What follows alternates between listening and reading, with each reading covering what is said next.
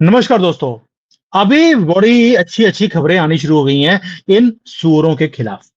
पहले हमने देखा कि यूके के अंदर जो गोरे हैं वो बाहर आ गए सड़कों पे। उन्होंने बोलना शुरू कर दिया, गेट आउट फ्रॉम हियर, ये कंट्री हमारा है, हम अपने कंट्री को वापस लेकर छोड़ेंगे।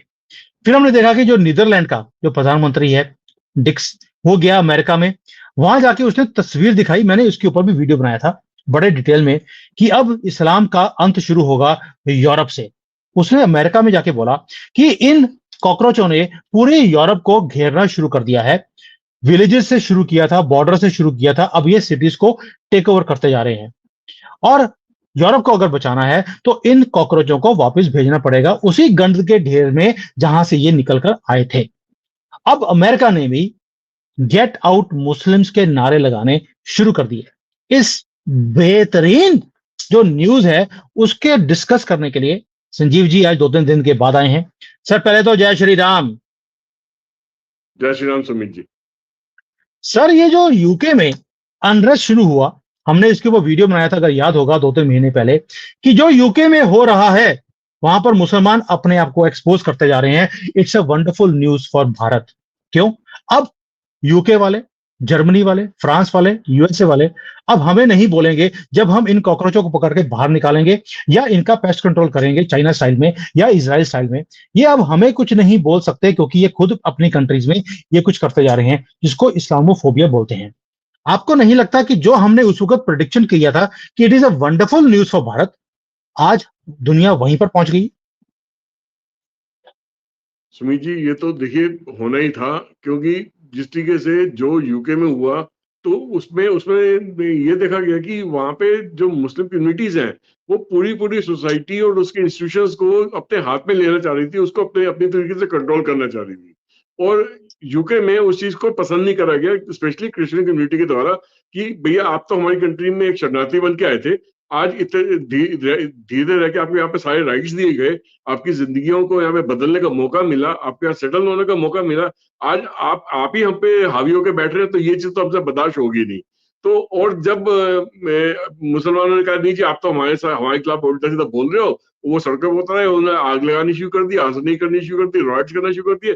तब क्रिश्चियन कम्युनिटी को समझ आया कि ये तो बात बहुत ही ज्यादा गलत हो गई है। हम तो इनको कुछ बताने की कोशिश कर रहे थे, इनको समझाने की कोशिश कर रहे थे, ये तो हमारे खिलाफ ही खड़े हो गए आके, और हमारे खिलाफ इन्होंने आजनी शुरू कर दी और हमारी कम्युनिटी के अगेंस्ट इन्होंने मारकाट शुरू कर दी है। तो तब जाके यूके वालों ने, वहां की क्रिश्चियन कम्युनिटी ने, पहले तो कुछ महीने सालों तक सहते रहे इनको, बट अब पिछले कुछ दिनों में जो नजर आ रहा है कि उन्होंने वापस इन पे स्ट्राइक करना शुरू कर दिया। वो लोग इकट्ठे हो गए हैं और वो लोग अब मिलके इनकी हालत खराब कर रहे हैं यहाँ वहां पे मुसलमानों की, जो मुस्लिम कम्युनिटी की, कि भैया आप हमारे से इस तरीके से बिहेव नहीं कर सकते, अगर इस कंट्री में रहना है तो तमीज से रहना पड़ेगा।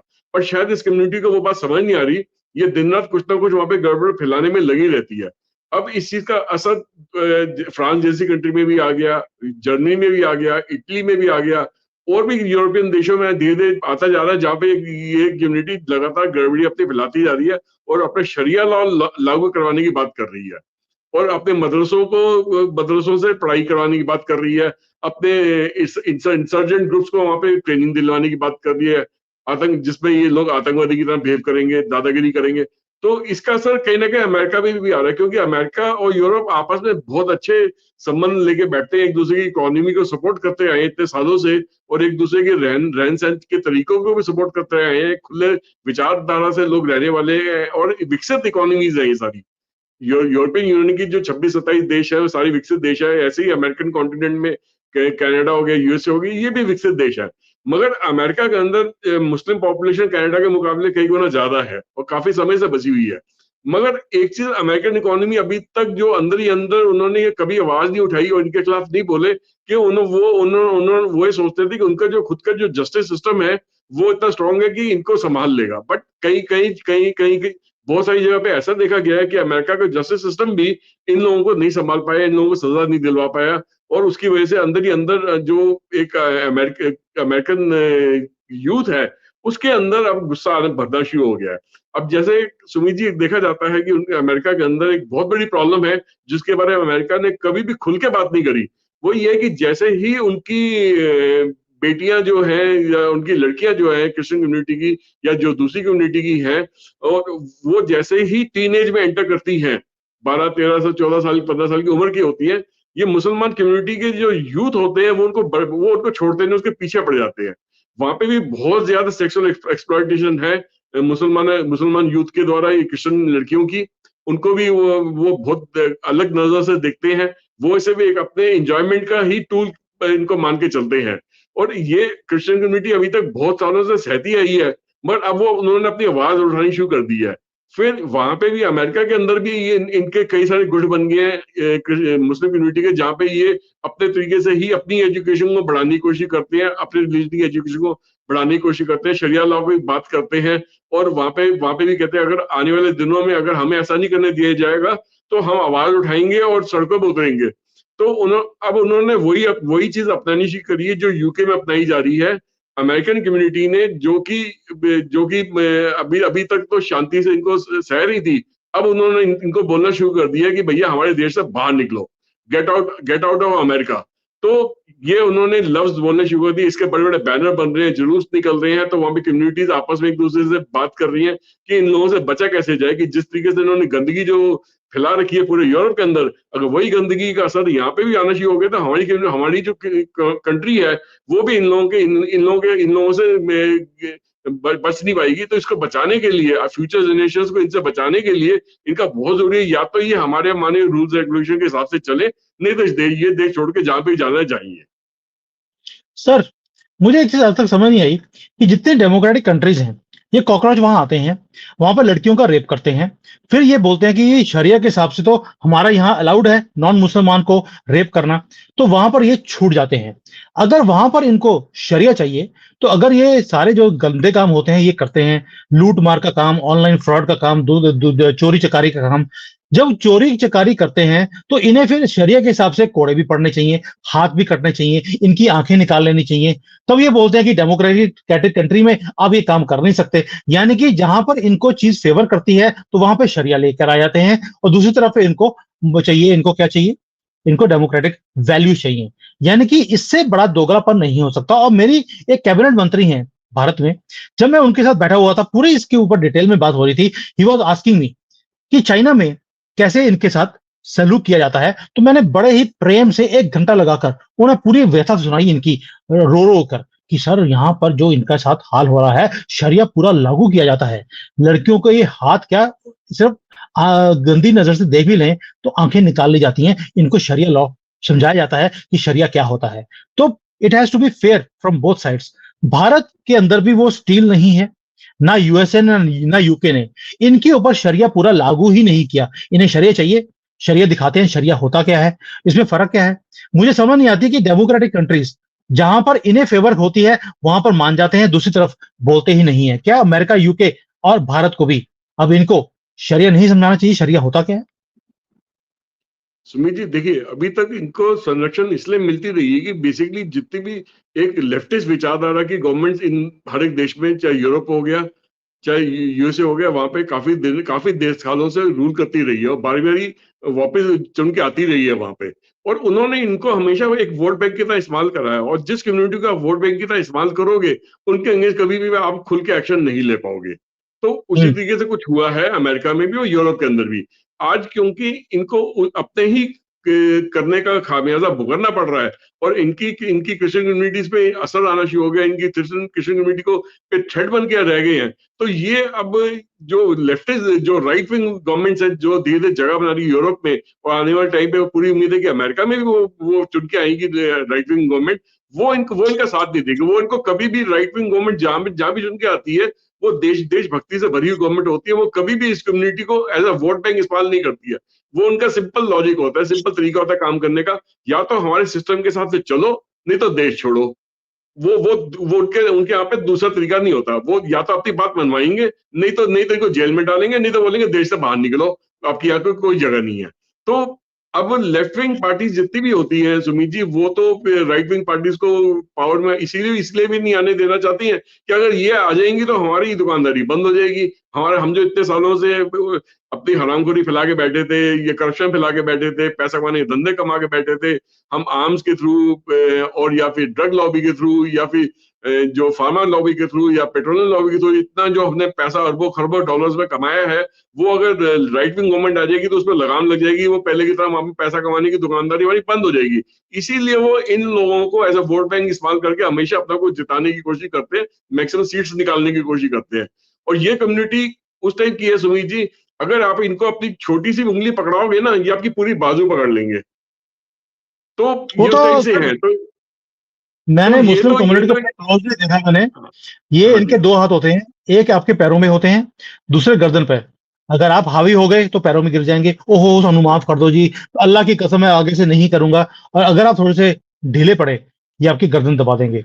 ये इनका काम करने का स्टाइल है। लेकिन सर, मैं काट रहा हूं बीच में, कोई मुद्दा था। मुद्दा ये है कि जैसे अब ट्रंप के आने के पूरे चांसेस हैं। ट्रंप ने तो पहले भी, जो 4 साल थे, उसने पहले ही बोल दिया था कि मैं मुसलमान कंट्रियों से किसी को भी वीजा नहीं दूंगा।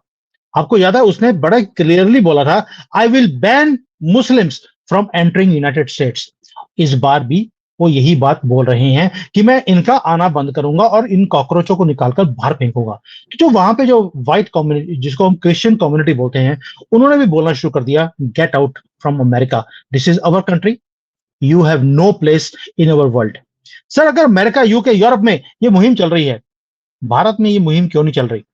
क्या यहां पर नहीं चलनी चाहिए? क्या इनका पेस्ट कंट्रोल अब जरूरी नहीं है? मैं क्यों बोल रहा हूं? पाकिस्तान में अफगानिस्तान के लोग बैठे थे, उन्होंने रातों रात बोल दिया, कंट्री छोड़कर यहां से निकल जाओ, वरना आपको मार दिया जाएगा। और ये, जो आपको मालूम है, ये तो डरपोक कौम है, भीड़ में आती है, इसीलिए आती है ताकि इनके नंबर्स दिखें, वरना हल्की सी कोई चीज की नहीं, ये दुम दुबा के भाग जाते हैं।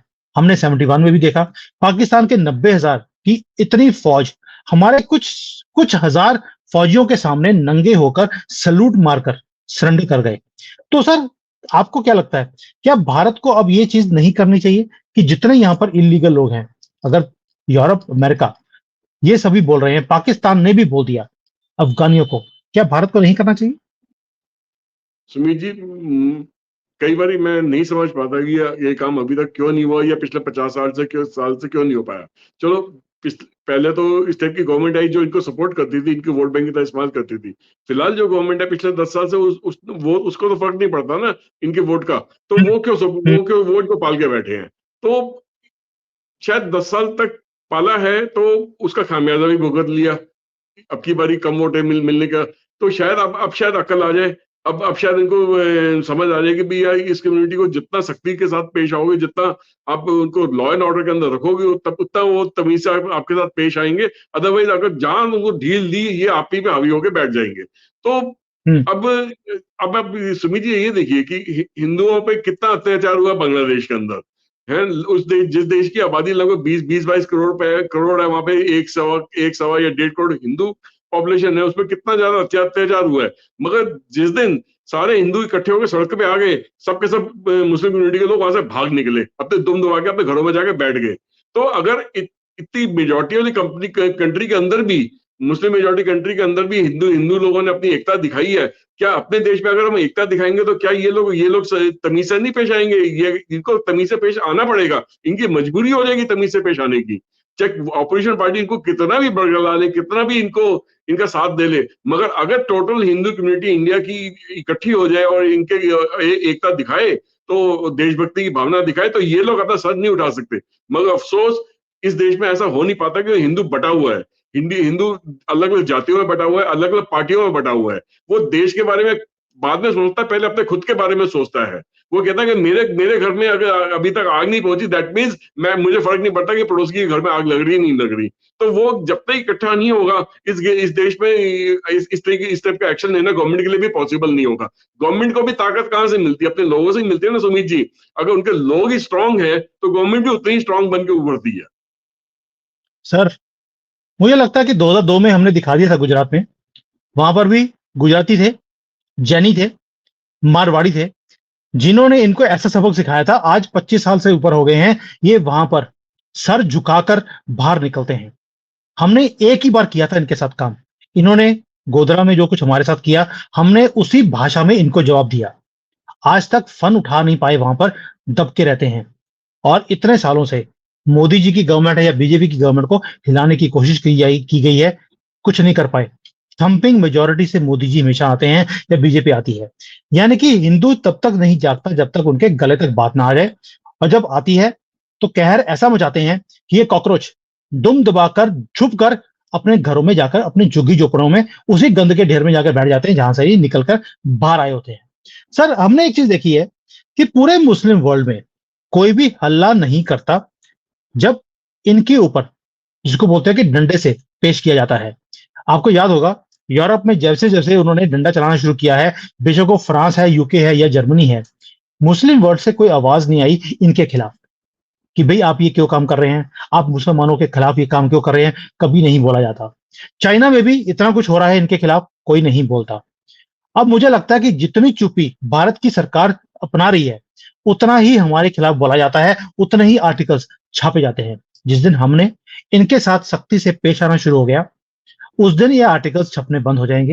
ये फटी हुई शेरवानी सिलती हुई दिखाई देगी, अपनी फटी हुई शेरवानी को सिल रही होगी, और आर्टिकल्स भी छापने बंद कर देगी। यानी कि इनको स्ट्रेंथ के साथ ही आप फेस कर सकते हैं या इन्हें कंट्रोल कर सकते हैं। वरना यूपी का जो हाल था पहले योगी जी के आने के बाद, ठीक कैसे हो गया? क्योंकि सख्ती से पेश आया गया। असम का यही हाल है। और ये दो फॉर्मूलाज भारत के अंदर सक्सेस फॉर्मूलाज हैं पूरे भारत में। क्या कॉपी नहीं करना चाहिए? कॉपी करके पेस्ट पूरे भारत में लागू नहीं करना चाहिए मोदी जी को? सुमित जी, देखिए, हर एक स्टेट में बीजेपी की गवर्नमेंट नहीं है। पूरे साउथ हम्म, इंडिया में देखिए तो बीजेपी बीजेपी की गवर्नमेंट कहीं कहीं नहीं, पांचों छह स्टेट के अंदर। तो वहां पे तो हम्म, लागू हो नहीं सकता कि बहुत सारी ऑपोजिशन पार्टीज के हैं। वहां पे मैक्सिमम लोग या तो क्रिश्चियन कम्युनिटी को सपोर्ट करते हैं या मुस्लिम कम्युनिटी को सपोर्ट करते हैं। वो हिंदू वोट बैंक को वो हिंदू और द्रविडियन के अंदर बांट के रखते हैं, जबकि द्रविडियन और बाकी हिंदू भी सब सेम है, मगर अपने आप को अलग अलग पेश करने की कोशिश करवाई जाती है पॉलिटिकल पार्टीज के द्वारा। सेम चीज आपके नॉर्थ ईस्ट में देख लीजिए। नॉर्थ ईस्ट में भी आप पॉकेट्स के अंदर हिंदू गवर्नमेंट आनी शुरू हो गई है, मगर फिर भी वहां की मेजोरिटी पॉपुलेशन क्रिश्चियन कम्युनिटी को बिलोंग करती है, या वहां की लोकल एथनिसिटी जो है, जो जाति जाति है, वहां की जनजाति है, जो पिछड़े वर्ग के लोग हैं, उनको बिलोंग करती है। तो वहां के अंदर भी वहां के अंदर भी कैसे लागू करा जाए? तो मेन जो हिंदी बेल्ट वाली स्टेट्स हैं आपकी, जैसे हरियाणा हो गया, यूपी हो गया, झारखंड हो गया, बिहार हो गया, आपका एमपी हो गया, राजस्थान हो गया। तो इन स्टेट्स में देखा देखा जाए तो लगभग लगभग बीजेपी की ही मतलब गवर्नमेंट है, शायद एक झारखंड को छोड़ के। बाकी सब जगह बीजेपी की गवर्नमेंट या बीजेपी के कोalition में दूसरी पार्टी से मिला के गवर्नमेंट बनाई हुई है। हम्म, इनमें इनमें से भी देखिए, सिवाय सिवाय सिर्फ एक यूपी हो गया या असम हो गया जहां पे थोड़ा सख्ती से पेश हो रहा है। एमपी में अब थोड़ा सख्ती पहले से ज्यादा करनी शुरू कर दी गई है। राजस्थान में भी थोड़ी सख्ती पहले से ज्यादा शुरू कर दी गई है, मगर क्या उतनी सख्ती करी जाती है जो यूपी और असम में हो रही है? नहीं, उतनी नहीं हो पा रही है। क्यों क्यों नहीं हो पा रही? बीजेपी रूल स्टेट है ना, आपको तो सेंटर से भी सपोर्ट है और स्टेट के लेवल से भी सपोर्ट है। तो कहीं ना कहीं पे पॉलिटिशियंस की जो ट्रेनिंग है, जो माइंडसेट है, उस लेवल की नहीं है जो योगी की और बिस्वा शर्मा जी की सलमान असम में है। हाँ, तो वो उनका माइंडसेट अलग है। या तो वो इनका ओरिएंटेशन प्रोग्राम ले, सबका इनको ट्रेनिंग हर महीने में 2 दिन की ट्रेनिंग इनको दी जाए कि भाई आपका ऐसे नहीं ऐसा करना है। तो वो धीरे धीरे इनसे सीख के वो अपने स्टेट्स में लागू करें, तो शायद वो हालात थोड़े से और सख्त होने शुरू हो जाए और ये कम्युनिटी उनका कंट्रोल में आनी शुरू हो जाए। अदरवाइज बाकी ऑल ओवर इंडिया देखा जाए, चाहे चाहे आपका जम्मू कश्मीर हो गया, चाहे आपका हिमाचल हो गया, चाहे पंजाब हो गया, वहां पे भी बीजेपी की रूल गवर्नमेंट नहीं है। तो वहां पे भी कैसे इस चीज को लागू करा जाए? तो ऑलमोस्ट 50% इंडिया के अंदर तो बीजेपी की गवर्नमेंट ही नहीं है स्टेट्स के अंदर। तो उन लोगों सर, से एक्सपेक्ट करना कि वो लोग लागू करेंगे, वो तो कभी ही नहीं करेंगे वो, क्योंकि उनके लिए तो ये कम्युनिटी वोट बैंक काम करती है। आपने भी बोला कि ये 50% में बीजेपी की गवर्नमेंट नहीं है। हमारा मैटर है जो 50% बीजेपी के कंट्रोल में है, वहां तो लागू हो सकता था, वो नहीं किया है। ये चूक बीजेपी की तरफ से हुई है, हमें मानना पड़ेगा। इन कॉकरोचों को पकड़कर जब तक इनका पेस्ट कंट्रोल नहीं किया जाएगा, इनके घर नहीं तोड़े जाएंगे जो इन्होंने इलीगल प्रॉपर्टीज के ऊपर कब्जा करके इन्होंने अपने घर झोपड़ियां बनाई हुई हैं, और हिंदुओं को धक्के मार के बाहर निकाल दिया, उनके घरों को इन्होंने टेक ओवर कर लिया। जब तक आप उनसे चीजें वापस नहीं लेंगे, तब तक इनकी बदतमीजियां सहन नहीं होंगी। गेट आउट मुस्लिम्स अभी अगर यूके अमेरिका में हो रहा है, यूरोप में हो रहा है, अब भारत में भी करने का टाइम आ गया है। मुझे लगता है कि वक्फ बोर्ड के ऊपर जैसे इन्होंने काज घेरी थी, वो एक मूव गलत है। मैं क्यों बोल रहा हूं? अगर वक्फ बोर्ड कांग्रेस ने बनाया था, क्या आप वक्फ बोर्ड फॉर हिंदूज नहीं बना सकते? जैसे उन्होंने मुसलमानों को वक्फ बोर्ड दे दिया, आप हिंदू के लिए बना दीजिए। जहां पर हिंदू क्लेम करेगा ये प्रॉपर्टी हमारी है, उसे हिंदू वक्फ बोर्ड के कोर्ट में आना पड़ेगा प्रूव करने के लिए। उसके बाद वक्फ बोर्ड जो हिंदुओं का है वो डिसाइड करेगा कि ये प्रॉपर्टी देनी है या नहीं देनी। आपको कुछ करने की जरूरत नहीं है, वक्फ बोर्ड को खत्म करने की जरूरत नहीं है सर। आपको सिर्फ वक्फ बोर्ड फॉर हिंदूज अलग से बनाने की जरूरत है। अगर मुसलमान का पर्सनल लॉ है, उसकी अलग से कोर्ट है, आप हिंदू पर्सनल लॉ कोर्ट भी बना दीजिए। आपको उनकी लाइन खत्म करने की जरूरत क्या है? आप अपनी लाइन खींचिए, हिंदू पर्सनल लॉ और हिंदू वक्फ बोर्ड। जिस दिन आप ये काम करेंगे वो खुद बोलेंगे कि जी हमारे जो वक्फ बोर्ड है इसे आप खत्म कर दीजिए, हमारा पर्सनल लॉ भी खत्म कर दीजिए। जब तक आप ये काम प्रोएक्टिवली अटैकिंग मोड में नहीं आएंगे, तब तक कोई भी चीज ठीक नहीं हो सकती है। अमेरिका, यूरोप, यूके ने अपनी आंखें खोल ली हैं, जबकि उन्हें 1000 साल से तंग नहीं किया गया। 1000 साल से तंग हम हैं, लेकिन रास्ता वो दिखा रहे हैं कि इन कॉकरोचों के साथ डील कैसे किया जाता है। होपफुली मोदी जी अब इस वीडियो के बाद कुछ समझेंगे कि हम क्या बात करने की कोशिश कर रहे हैं। अगर नहीं समझ आता या आपके सीएम्स को समझ नहीं आता, तो ट्रेनिंग देने के लिए सुमित जैन और संजीव मिड्डा हमेशा ही अवेलेबल हैं। और मेरे पास तो चाइना का ब्यूटीफुल फॉर्मूला है, मैं आपको एक एक स्टेप बाय स्टेप बता सकता हूं कि इंप्लीमेंट कैसे करना है भारत में। और भारत को अगर तरक्की के राह पे लेके जानी है तो एक ही काम करना है, इन 30 करोड़ जिहादियों को कंट्रोल कैसे करना है और इनकी अगली नस्लें कैसे ना तो निकले, अगर निकलें तो हिंदू बन के ही निकलें। वो कैसे काम किया जाएगा वो मैं समझाने के लिए तैयार हूं। सर आपका क्लोजिंग कमेंट।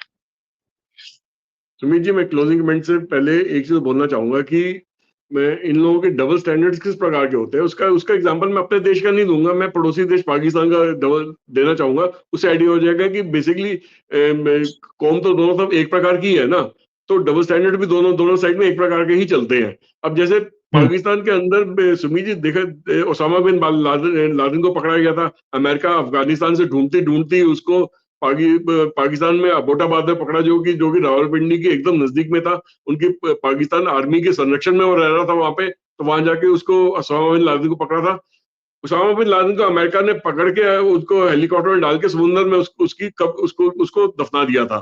तो समुद्र में उसकी कब्र जाके समुद्र में बनाई अरेबियन सी के अंदर। उनकी उसकी बॉडी भी उनको उसको वापस नहीं करी उन्होंने, कि अगर बॉडी दे देंगे तो शायद उसके ऊपर ये अपनी दरगाह बना लेंगे या अपना मस्जिद बना लेंगे, उसकी वहीं पे उसकी उसकी इबादत करनी, पूजा करनी शुरू कर देंगे, तो उसको मसीहा बना देंगे लोग। तो उन्होंने वो काम भी नहीं होने दिया।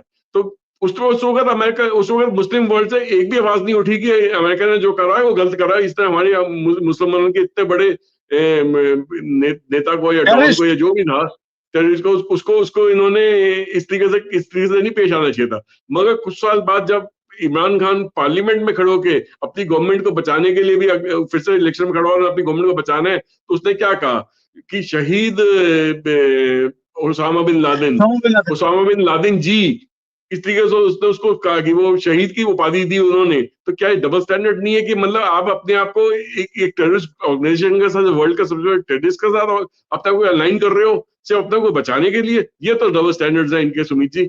अब इनके बारे में और क्या बोला जाए? तो बाकी अभी तक जितनी भी बात आपने बोली है वो बिल्कुल ठीक है कि अगर उस तरीके से बिल्कुल बिना सख्ती के सुमित जी कोई काम नहीं हो पाएगा, सख्ती से तो पेश आना पड़ेगा।